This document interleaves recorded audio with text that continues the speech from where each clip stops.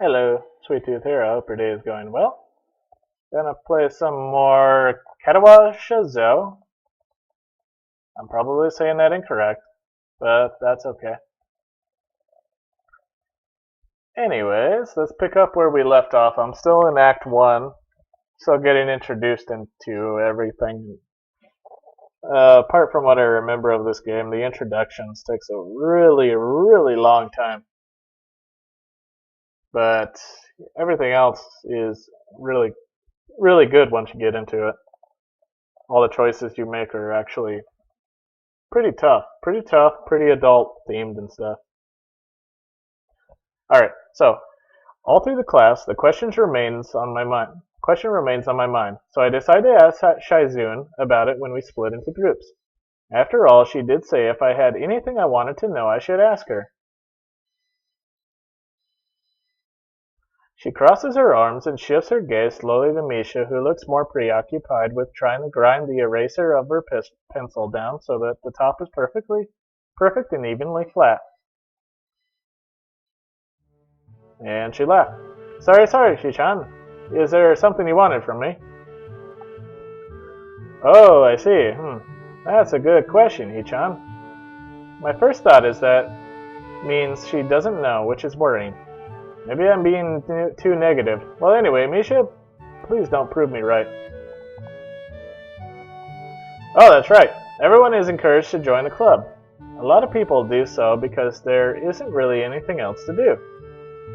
There are also school events like the festival coming up in a few days. Almost every student in the school tends to help out with it, doing whatever. So, you actually transferred in at a busy time. Maybe you can help out too. Sure. What's the festival about? Misha freezes. She laughs. I don't know, Hichan. The truth is it's a local event and I'm not from this area, so... She starts signing desperately to Shaizun, asking her to bail her out. Shaizun adjusts her glasses at the end of an oddly grandiose flourish and starts signing hard and heavy. Huh. Oh. Who cares? Misha puffs out her chest as she shouts out Shaizun's words out at me with a disproportionate amount of pride. Too loud, I can see heads turning to look in our direction. Not so loud. Human beings evolve with each new generation. The ideals and beliefs beyond the festival will inevitably change with time. Now, it's about delicious fried food and amusing little games that you play to win prizes. And she laughs. The teacher clears his throat very loudly, batting his long wooden pointer against his other palm like a baton. He shoots a pointed gaze at us. Finally noticing where we are, Misha stifles a yelp and quickly quiets down. Shaizun doesn't seem embarrassed at all, though brushing it off without a care. We are in the middle of class and should start working. That's right, Shichan. What? That's right. Hichan, are you asking because you're interested in joining the club? That would be the point of asking a question if you had an interest in it. But whatever. It could have been my eyes playing tricks on me, but I think I saw a suspicious glance exchanged between them. Misha's tone has also changed, although it does that every other word anyway. Yeah, I was thinking about it. Misha and Saijun look at each other again. I'm about to ask what they have in mind when something dark flutters in my peripheral vision, catching my attention. Out of the corner of my eye, I see the girl with long dark hair get up from her desk and slip silently towards the door. It doesn't seem like she was working in any group, and no one seems to notice her but me.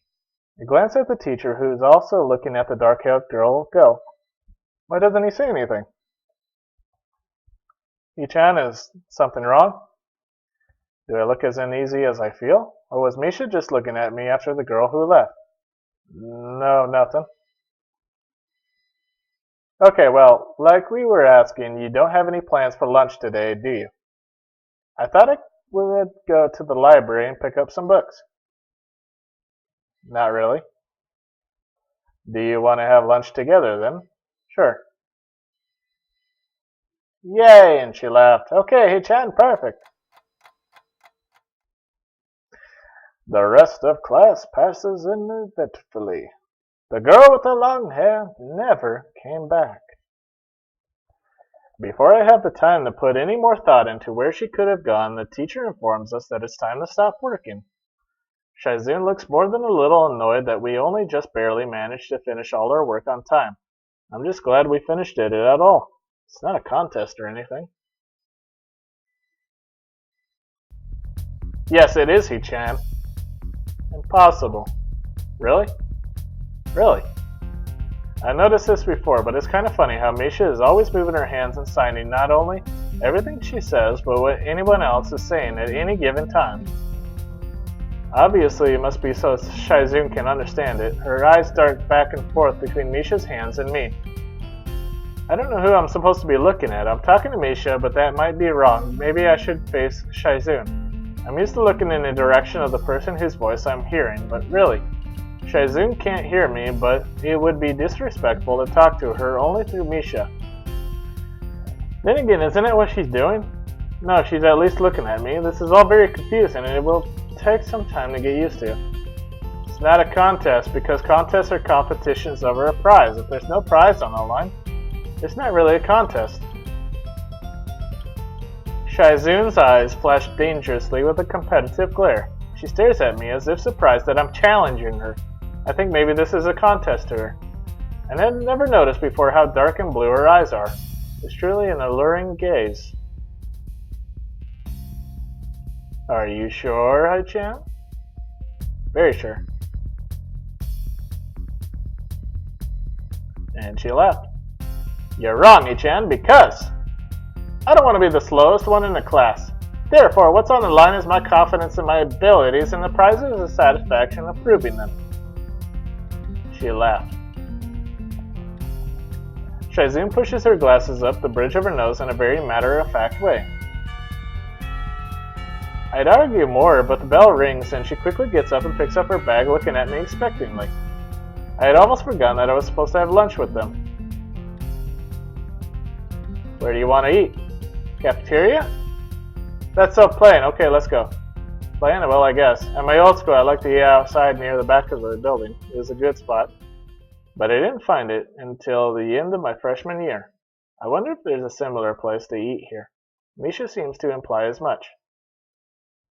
Shaizun and Misha pulled me towards the cafeteria, which is surprisingly not packed. Maybe some students favor eating in classroom or outdoors. I saw some of my classmates had boxed lunches. After we finish eating, Misha picks up where we left off earlier. So, Hee-chan, you wanted to know about clubs and stuff, right? Right, Hee-chan. Okay, I guess it makes sense to ask first. Exchanging little nods of confirmation, they turn to face me again, and Misha straightens her posture as if she is about to deliver a speech. Hee-chan, do you have anything you're really interested in? I used to play soccer, but I'm not really into it. I don't follow the teams and players or anything like that. As of late, I usually just read a lot. There is a book club, right, Hee-chan? Right, but it seems like they have all the members they can possibly have right now. Sorry, Hee-chan, it's a really popular club. Oh, okay.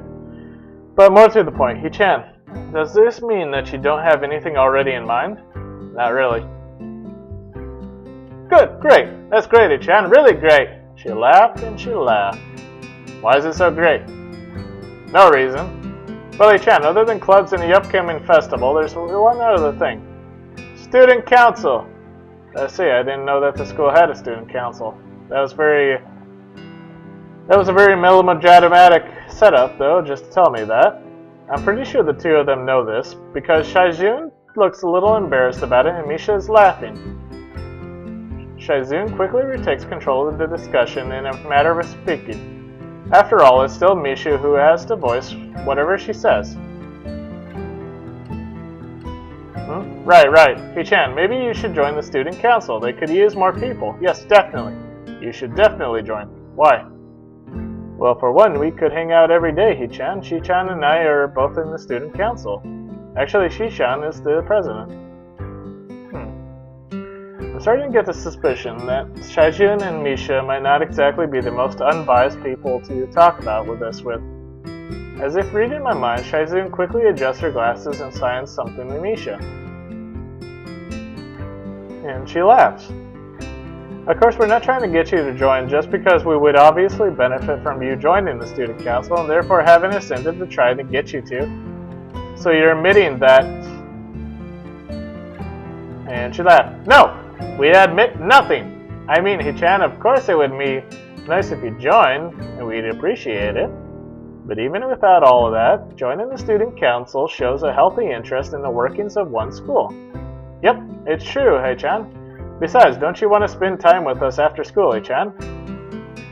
I can't tell if she's being genuine or if this is just really good acting. Both of them seem to be trying hard to look their cutest, although they are already pretty cute to begin with. Well, so it's settled then. Welcome to the student council, Hichan. What? No! No! Ah, see, Hichan? Of course it wouldn't go so easily. Yep, that's right, though. It would be boring if it went that smoothly. Oh well. Hichan owes me candy now. You're betting on it? Hey, my life is not a game here. Shaijun seems very intrigued by this when Misha assigns it to her. The aggressive glint returns to her eyes. And she laughed. That's interesting, Ichan. Let's play a game. That's not what I said. How about rich man, poor man, Ichan? If you lose, you have to join the student council. No, absolutely not. Why not? Well, because you two both have the same incentive and therefore the same goal, which is to get me to join the student council, right? Yep. Yeah, that isn't my goal. But what this means is that both of you can team up and I'll be at a clear disadvantage. So I will have to decline. Hichan, I'm very offended. Are you saying you don't trust us and that we would pull something so disingenuous? That makes me sad. Sorry? It's hard to tell where Shaijun's influence ends and Misha's thoughts begin. In order to atone for you hurting a young girl's feelings, you should definitely join the student council. No! How about a game of paper football instead of rich man, poor man? Paper football? Yeah, it's a game they play in America. You make a paper triangle and then you try to shoot it past goalposts that the other player makes with their fingers. I haven't played that since middle school. Isn't it cool? It's the ultimate form of competition between two people, Hichan. And it's also played by elementary and middle school children. Hichan? And she laughed. That means it's a game that really separates the boys from the men. More like the boys from the slightly older boys. Anyways, I'm not going to play that either. Just the fact that you know about it means you're probably surprisingly good at it. And she laughed. Yeah, that's true. How did you know, Hichan? Shaijun frowns at Misha, telling me that she probably wasn't supposed to admit that so readily. So you're trying to hustle me, huh? I wouldn't say that I am happy with their attempts to get me into the student council, but I'm a little curious about what the student council does here. I've never been on one before or even know anybody who was a member of, so it interests me. I also kind of like Shaijun and Misha, so maybe it wouldn't be so bad. Okay, Hichan, how about Risk? The game of world domination. I don't know what that is. It's really funny, Chan. You fight for control of the world with armies and everything. Sounds like Shaijun would be good at it. If you want to play, we can after school. Come on. Not really, Shi-chan.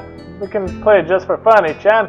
Shi-chan hasn't played in a long time, so if you want to, there's no strings attached.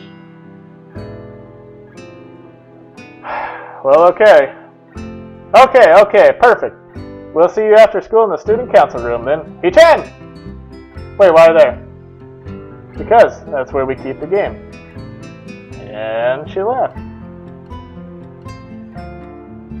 I grimaced to tell them how much I do not like this, but it's more for show than anything. So in the end, I agree, but only after getting Shaizun to acknowledge that I don't mean anything concrete just by accepting to take a look around and play a game with her. Lunch ends and we go back to class. Oh, what? During afternoon classes, the long-haired girl comes back and sits down in her dead seat without a word. Again, no one seems to notice, or if they do, no one says anything. I want to ask Misha about it, but I don't want to be nosy. After school, Saizun and Misha quickly find me by the first floor lobby and latch onto me, covering each flank in case I might try to escape. I feel a little offended, but I've been just considering it. Nevertheless, I'm a bit disturbed that enough people had made a break for it in the past that they are on their guard. What's with the escort? This doesn't make me feel very comfortable. In fact, it makes me feel like a dangerous prisoner being transported to his cell. What's wrong, Hichan? That's right, we're just going to play a game of Risk, remember? I don't know, Misha, this all seems a little sinister to me. I started thinking that when we sit down to play the game, they'll tie me down and torture me until I agree to the student council. Well, that's highly unlikely, but still, for some reason, it just seems like it would be so plausible. Getting to the student council room is as simple as turning 2 corners from where we started. What? That's it? This makes you guys being so on top of me seems a little silly. It's not true, Ai-chan. Shi-chan says that when their life is threatened, people have shown the capability to pull off superhuman bursts of speed. Life is threatened. Her expression unchanging, Misha signs something amusedly to Shaizun, who makes a baffling face and puts her hands behind her back, looking pleased with herself. Misha feigns deafness and hums cheerfully. Stop it, I know you heard me. You have no excuse, unlike Shaizun. Shaizun opens the door to the student council room. It's a very plain, sparsely decorated room, although it is quite large, maybe even a little larger than a classroom. There's a big table in the center surrounded by chairs and a smaller desk prominently placed in the back that I assume is Shaizun's. There are a few regular desks and chairs stacked to one side as well. Extras, maybe? Aside from the tables and chairs, the room doesn't have much else to offer, just a couple of filing cabinets and bookshelves stacked with old school records and documents. Not much else, in fact, nothing else. This is a pretty bleak room. They could at least put a potted plant in here or something. Well, they have trees outside the window. But the most noticeable thing that this room doesn't have is other people. Are we early? No. What do you mean no? Does it mean nobody else is coming today? Yeah, that's right. Before I manage to ask why that's the case, Shaizun claps her hands together very energetically. Hichan, let's play Risk. Come on, you promised, didn't you? You have to. Okay. Do you want to know the rules? We can explain to you while we set everything up. While Misha is talking, Shaizun takes out what looks like a board game from behind one of the filing cabinets and throws it on the table. Actually, the list looks kind of interesting. After Misha spends a little too long for her liking, running through the basics with a somewhat vague and confusing tutorial, Shaizun cuts in and declares that the game has started with a decisive motion, slicing her arms through the air. Shaizun's aggressiveness is rubbing off onto me. I start feeling more competitive than I intended to be when I agreed to this. Halfway into the game, while I try to ponder how to defend against Shaizun's assaults from 2 front attacks, she breaks my concentration by drumming her fingers on the table to get my attention. Shi-chan wants you to know that you're taking too long to make a move. Shi-chan also says that she will let you keep Australia if you agree to join the student council. I thought this was a game with no strings attached. Just the fact that she would dangle that over my head as an offer means that she knows I care about the outcome of this game. Anyway, no! Chi-chan admires your fighting spirit and would be a benevolent dictator who will spare your people if you agree to join the student council. And she laughed. You're so competitive, Shaizun. She seems to take that as a compliment. I would expect the student council president to be a little more magnanimous. Magnanimous? She doesn't seem to know what the word means or how it's signed, so she pulls out a piece of paper and writes it for Shaizun, who in return signs it back to Misha. Misha presses her index fingers against her temples as if trying to physically imprint the word into her memory. Suddenly, Shaizun bursts into a flurry of gestures. Misha looks daunted by the pace of her heated signing. Ah, wait, please slow down, Shi-chan. He-chan. Shi-chan says you're going to lose. Tell her I will crush her world empire with my rebellion. Okay. Those eyes of hers shine with childlike mischief. She says you have no chance if you keep playing like this. No, you won't.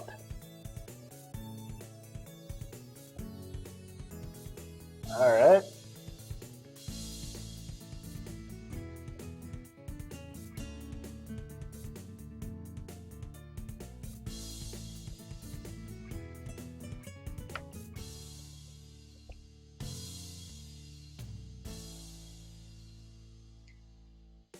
Nope, I'm just gonna do it my way. It's likely that she's just trying to psych me out. Looking at the board again, I have a pretty good defense set up, and I'm not going to wreck it doing something reckless. A few turns later, I lose the game anyway. Shaizun adjusts her glasses victoriously and now allows herself to temporarily pump a fist in the air celebration. Shi-chan, you lost when you allowed me to take North America. I mean Shi-chan, not me. Getting control of North America is ambitious because it provides a 5-army bonus, but you can attack it from 3 fronts, so you must defend them all. I thought you had more guts. How disappointing. Ambition, Shi-chan. Your play needs to be more daring. Ambition, ambition. I was really excited when you took South America, but then you switched to playing defensively just because you gained a small advantage. That's no good, Shi-chan. You didn't take enough risk, and when you did, you didn't follow through. That's terrible, Shi-chan. Damn, what's it to her if I play too carefully? There's no need to rub it in my face. I wondered if you'd even be any good for the student council. What's this reverse psychology? I guess I don't have to worry about joining or not in that case. Giving up just like that, I expected more of you. Seriously, is Shaizun trying to taunt me into joining the council? Besides, I don't even want to join. It's only my second day. I can't make that kind of commitment. I haven't even taken a look at any other clubs yet. And these two, they're a little weird. Fine, I'll consider joining the council, but I want to take a look at the other clubs before I decide. Really, Shi-chan? You're not just saying that to make us feel better? Yeah. I'm not sure that I want to. Aww. Okay, Shi-chan, but we're not going to give up so easily. You said maybe. There's still a chance you'll come around. Come on, we could really have fun. We could play more Risk, and maybe one day you could beat me, unless we graduate before that. That doesn't make me feel any less reluctant about joining, you know? Surely you are not that terrible at board games. Maybe we can play a game, you know, then to give you a handicap. I might have said that just to make you feel better, after all. That's cool, Shi-chan. I take a glance at the clock on the wall and realize I've spent far longer playing Risk than I expected. Sorry, I think I have to go. I wanted to go to the library. It's not closed yet, is it? Shaizun scratches her head and gestures at Misha. How hard can it be to determine whether the library is open? There's a clock right there on the wall. It should be, unless the librarian is absent. I think you're right, Shi-chan. We think the library is open. It's on the 2nd floor. You can't miss it. Do you want us to show you where it is? No, thanks. It's okay. See you tomorrow. Bye-bye. One flight of stairs up, and I run into problems. The 2nd floor hallway is a carbon copy of the 3rd floor one. Wide, of course, and plain, like only hallways can be. The problem is that the library's whereabouts are not as easily determined as one would think. The classrooms are marked with signs stating which class they belong to, but then there's a plethora of other unmarked rooms. Is the library one of them, or is it just somewhere down the hallway? I bet on the later and choose my direction at random. After I turn around the corner, an unmarked door draws my attention because it's not closed. It's not open either, though, just barely ajar so that I can see it's open and nothing else. It would make sense for the library door to be invitingly open when, while this one is not quite that, it's good enough. At the very least, it means that someone is inside and I can ask for directions no matter how embarrassing that is. I gingerly push on the center of the door with my fingertips, every muscle in my arms ready to pull back at a moment's notice. The feeling of being an outsider to this school can't be shaken from my mind, so much so that I instinctively feared doing something wrong by entering.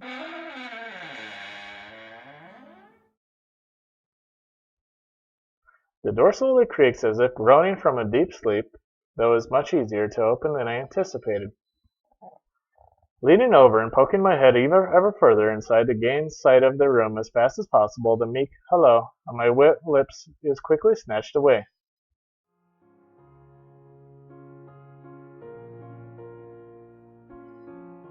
This is not as I was expecting. I mindlessly let the door open to its full extent, taking in the sight of the solitary figure taking center stage in the otherwise abandoned room.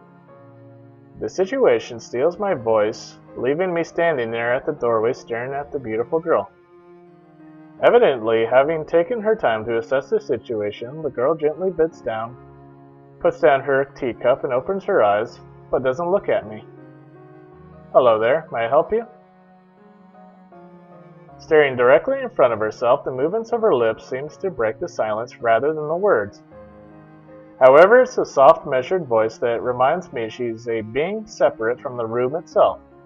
Not only is she likely the tallest girl I've ever laid my eyes on, but even among the foreigners I've met, she's strikingly distinct. Hi, sorry for intruding, I was just kind of lost. She takes a moment to formulate a response before speaking. Every action she takes feels as if it's carefully choreographed beforehand. Care to take a seat? Unexpected, considering that I'm intruding upon her. Thanks. I slowly step towards another seat opposite her, the girl resting the teacup and saucer on the wooden table in between. The way she doesn't track my movements with her head is telling. That and a slight cloudiness to her eyes means she must be at least partially blind like Kenchi. Come to think of it, her voice doesn't have any detectable accent either. I guess she must be half Japanese. As I take my seat, her composure takes me slightly off guard. Her air of relaxed confidence makes the silence entirely comfortable. The calming atmosphere is so very different from the student council office. I take it you're a new student to Yamaku? Ah, yeah. I just transferred in yesterday. I get the distinct feeling my speech patterns don't match the formality of hers, accentuated by her restrained bow of greeting. One which I hasten to match before realizing the futility of the action. I'm Lily Satao. Pleased to meet you. I'm Hisao Nakai. She gives a nod before gesturing roughly in the direction of her teacup. Would you care for a drink? Sure. As much as it pains me, I can't keep step with her formality in the proceedings. She gives a kind nod, taking the request in stride. Without another word, she steps off the chair and prepares a second cup of tea from a collection of supplies laid out along a shelf. A brush here, a brush there, her left hand often lightly touching the side of whichever container she's pouring into. It seems to be a process she's followed dozens of times before. As I lean sideways to see her around her back, she seems to use her long, dainty finger to measure the right amount of water in the cup.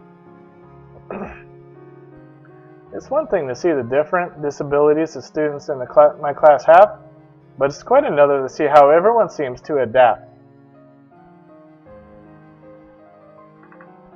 Shizune and Misha have no problem working together. to communicate to me, and Lily herself seems to have workarounds for problems I'd never thought of. While I feel slightly guilty about her doing the work, she seems pleased to be following the correct process of the offerer preparing the drink. So, her soft voice brings me out of my silent observance. Which room were you looking for? It's not often this classroom is visited after school. The school library. Shaizun and some classmates told me it was on this floor. She finishes pouring water into the teacup as she nods, a small metallic tapping coming from the teacup indicating it's being stirred. I'm aware of Miss Hakamichi, as are most students. To be with them means you're in class 3-3, no? That's right, in the science room with Mutao. She gives a small giggle before setting down the teaspoon and slowly walking towards the table, teacup and saucer in hand. He's quite a character. I imagine you'll come to like him. Most do.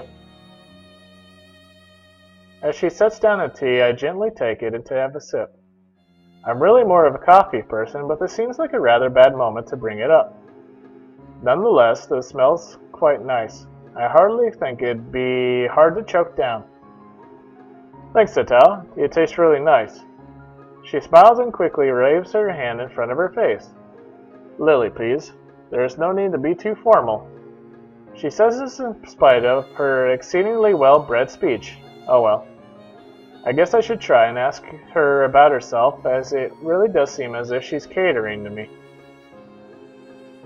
She's also really big. Look at the size of her head as opposed to yours. Either that or you're really far at the end of that table.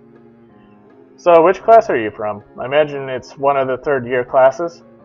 Correct, I'm in class 3-2, which is on the third floor, same as yours. It's taught by Miyagi, and is specifically for both blind and partially blind students.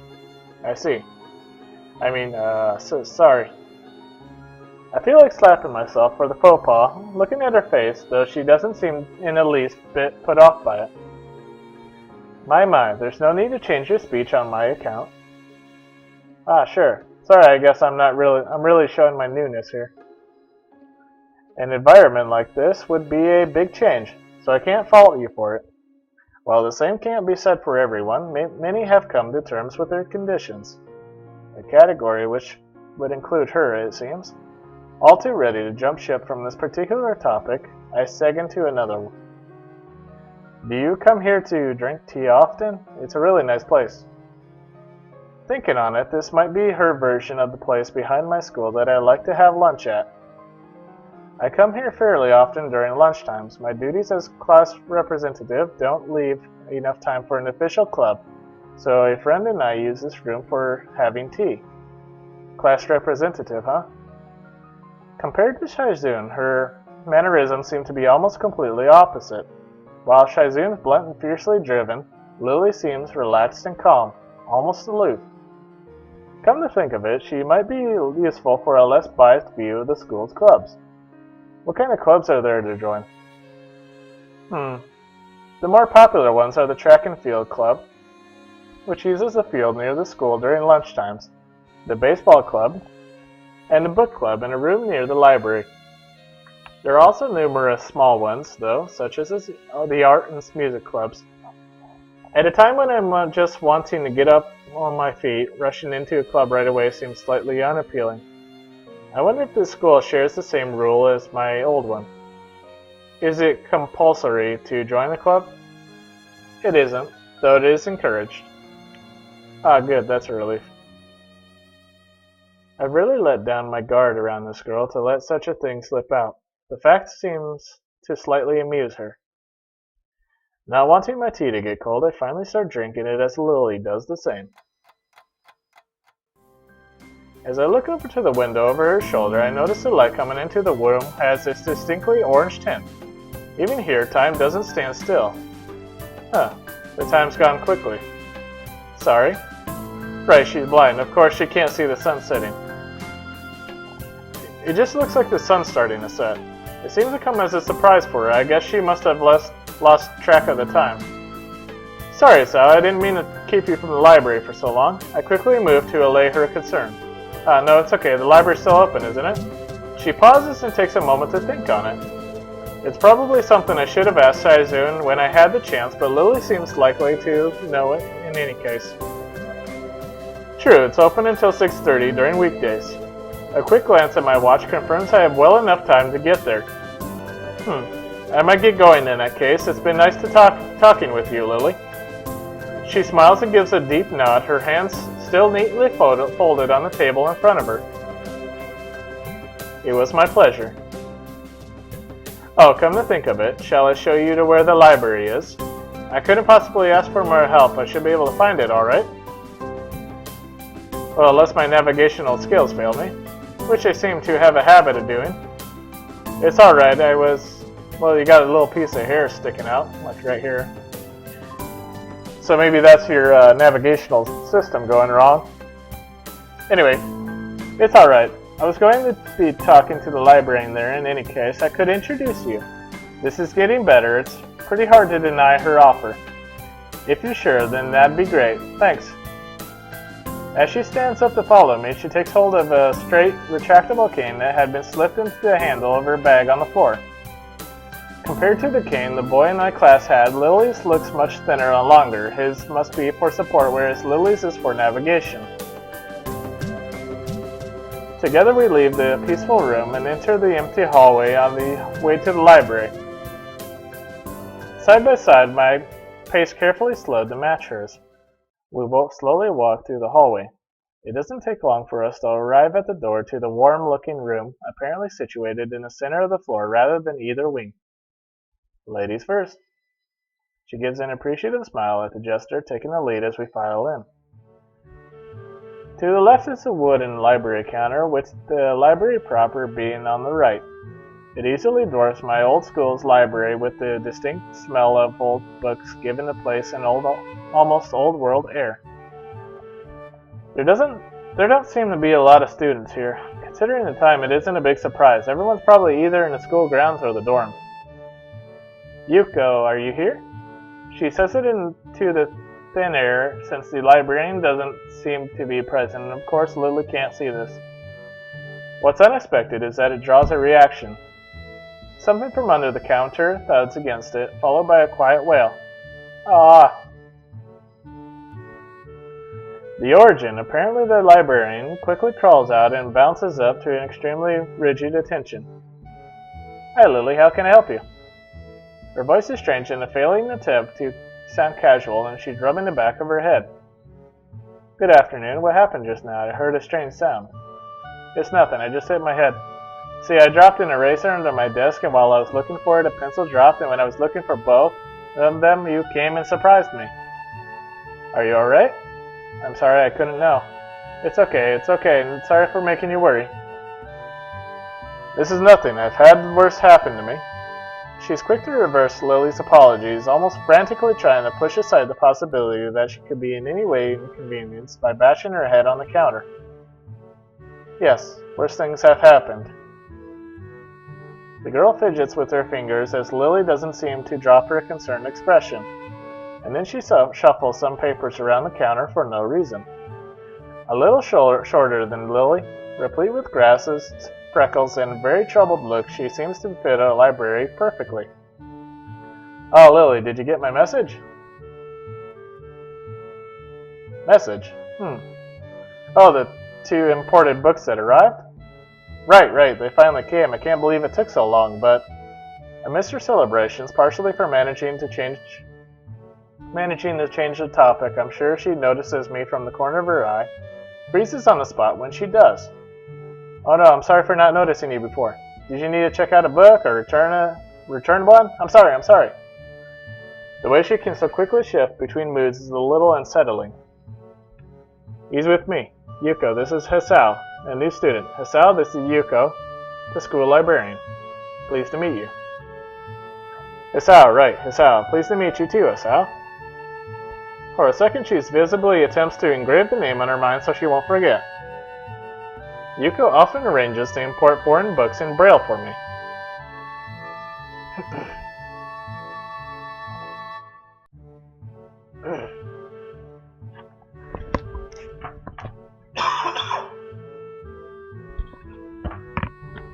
So much reading.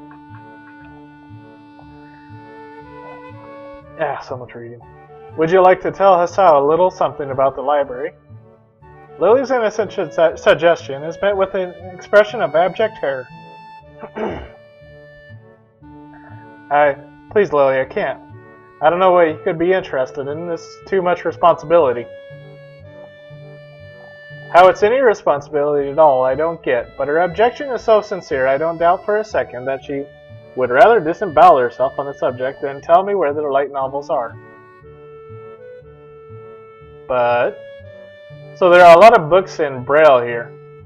I attempt to save the day by asking the first thing that pops in my head. It seems to work at least partially, as Yuko seems to not exactly relax, but at least look slightly less tense. Well, I think about a third or a fourth of Yamaku's library is either in Braille or audio. Makes sense given all the blind students that'd be here. If it's only that, how come this library is so big in the first place? Well, we get a lot of new books regularly because the library is adequately endowed. That's probably why. They spend more on new books than on my salary, and then I get to organize and shelve all of them. It's so troublesome and they weigh so much, I wish I could quit this job. A very awkward silence follows this revelation of too much information. I'll go check the aisles then, if you don't mind. It's probably best for all of us she doesn't keep talking to me. Very well. Meanwhile, Yuko and I would have those books if it's alright with you.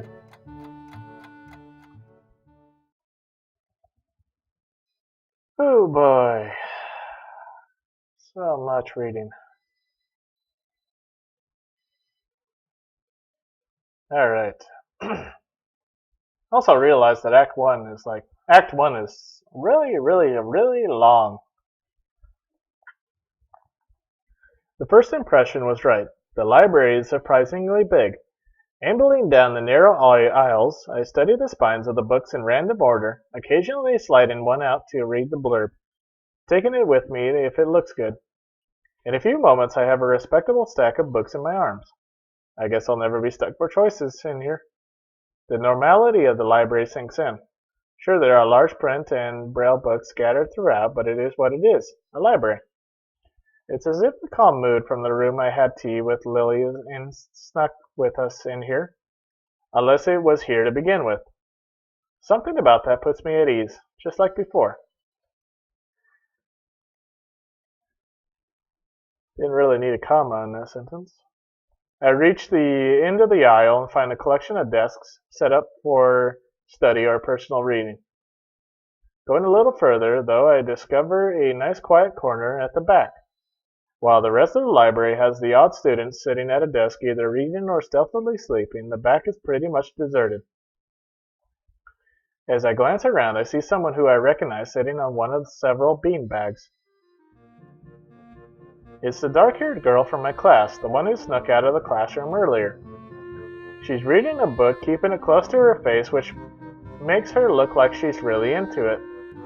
From the way she was acting today, I had her pegged as more of a delinquent than a bookworm. In fact, her mysterious disappearance from the class raises all sorts of whys in my head. Intrigue floats slowly but surely towards the surface, but before I know it, I'm walking towards the mysterious long-haired girl. I guess there's no harm in introducing myself as I would with anyone else. She's a classmate after all. Walking over to another beanbag, I take a seat and lay my books beside it. The girl starts, looking scaredly up at me from underneath her fringe. This is the first time I've seen her this close. Underneath her long, dense bangs, I can see that part of her face, at least a third of, if not a half, is pretty badly scarred. My eyes are immediately drawn to the scars, subconsciously peeking past her hair until they meet her own eyes. For a second, I am shocked and divert my eyes to the book in her hands, before I realize that looking away probably only makes it worse.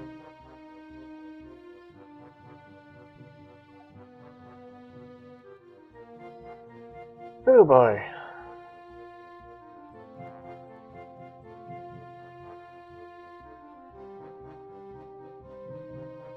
I'm sorry, I didn't mean to startle you.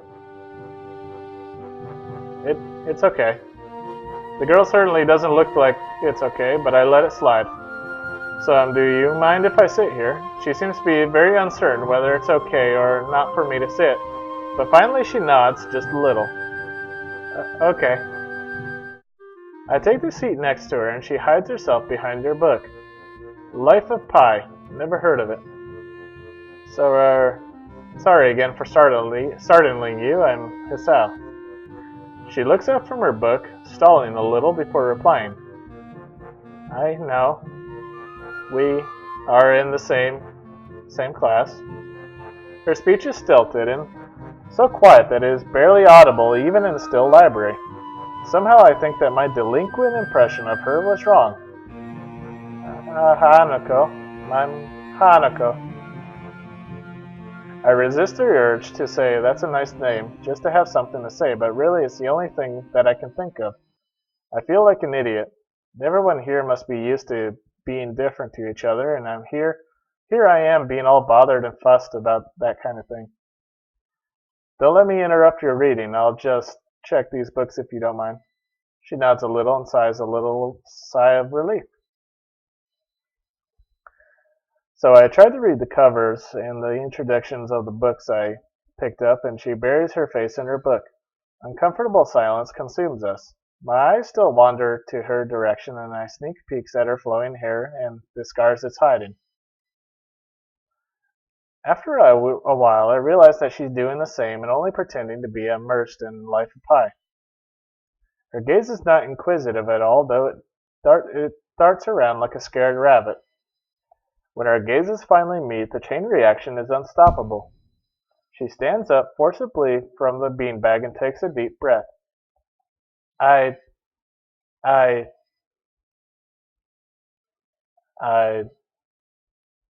gotta go do something.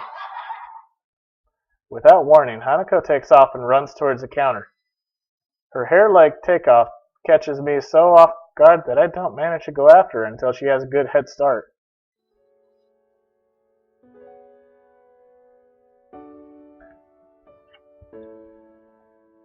Well, Shikan said that, Shaizun said, when somebody feels like their life's threatened or something, they'll take off faster.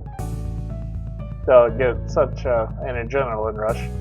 Maybe she feels threatened. By the time I reach the counter, she is nowhere to be seen. Lily and Yuko are happily chatting away. Knowing that I won't be able to catch Hanako by myself, I approach the girls. Hey, did you notice a girl run past here? Maybe. What does she look like? Long dark hair, kind of shy. She had, some scars on her face. You wouldn't be talking about Hanako, would you? Yeah, that's her. I saw her reading and tried to talk to her, but I think I scared her off or something. Oh dear. Yuko, would you excuse me? I had better try and find her. Sure, I'll just hold on to these until you come back. What's going on? I'm sorry, but I'll have to explain it to you some other time. Right, I'll see you later then. Lily hastily grabs her cane and hurries out of the library, leaving me alone with Yuko. I don't think I'll ever get the hang of this place. Did I do something wrong? What did you do? Nothing, I was just looking for some books and then she got this fit and ran off. The most offending thing I can think of was that I might have looked at her general direction a few times. Well, she is a very timid girl. You have to be very careful around her. She can be very jumpy, I think, and she's not accustomed to talking with other people. Isn't that a bit strange? I wonder, it's just how she is, I think. Yuko doesn't sound all that convincing. Then again, maybe this is just the norm around here. Everyone has their own problems, or else they wouldn't be here. But how should I deal with these people? Forcing myself to act overly casually only makes me feel phony. Like I was supposed to be ignoring the elephant in the room. Yuko fidgets, looking like she wants to say something to that, but resists. I think it's an elephant only if you feel that way. I guess she doesn't have a good sense of self-restraint. It makes me smile, and she blushes heavily. What? Did that sound stupid? No, it sounded really wise. I guess you're right. It's more about me than anyone else. Neither of us have anything to add, so Yuko fills the silence by shuffling some papers around. People who have papers on their desks really like doing that. Did you find any books? I should be closing soon. I mean, this library should be closing, but I'd have to do it. I hope that's not too inconvenient for you. Oh, yeah, I want some books, but I left them over there because... I'll just go get them. I fetched my stack of books from beside the beanbags where Hanako and I were sitting and returned to the counter. Well, you read a lot, don't you? I surprised myself with that too, honestly, at least when I really think about it. I had a lot of free time earlier this year, so I just kind of started reading books to fill that time. I couldn't do much else. I see. But she doesn't say anything else and just checks out my books for me. I guess it's what they call tact. Alright. Make another save, and that's going to do it for this video. I've been playing for quite a long time now on this. So, feel free to leave a comment. I hope you have yourself a good day. And this is Sweet Tooth, signing off. I love you.